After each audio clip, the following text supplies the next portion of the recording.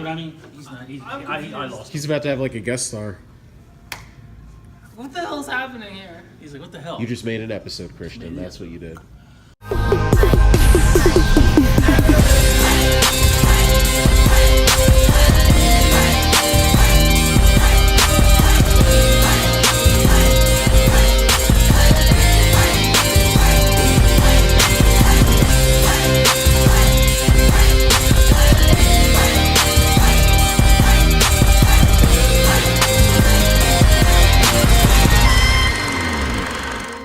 We just got out of Hellboy.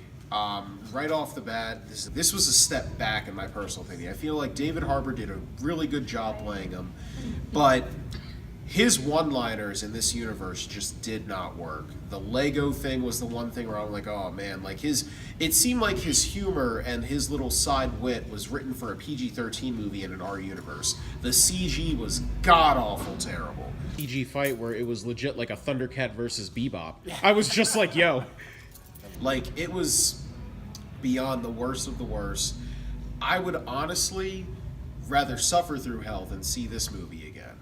Pun intended. I see what you did there. Yeah.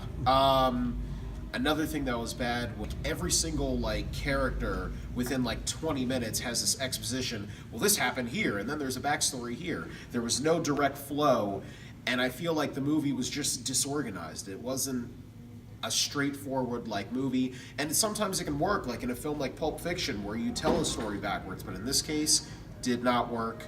I'm gonna give Hellboy a 1 out of 4 stars. This is not what the remake we wanted. I'm sorry to say this, but CGI does not replace practical effects. I'm sorry.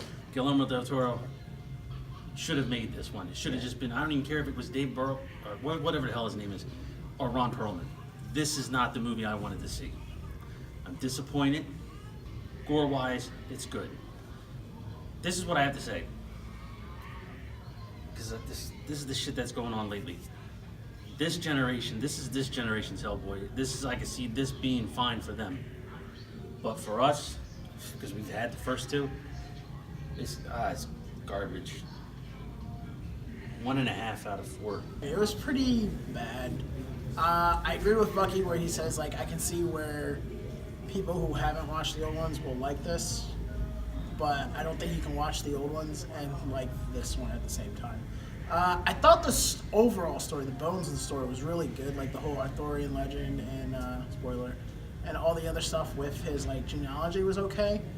The part and like his whole "why do I gotta hunt monsters" thing was cool, but the mythos that they tried to add into such a small movie seemed to like outpace the movie. The soundtrack on this movie was pretty bad too. There's like scenes where they play music and you're just kind of like, the music doesn't inspire you, doesn't get your tempo up or anything like that. You're just kind of like, eh.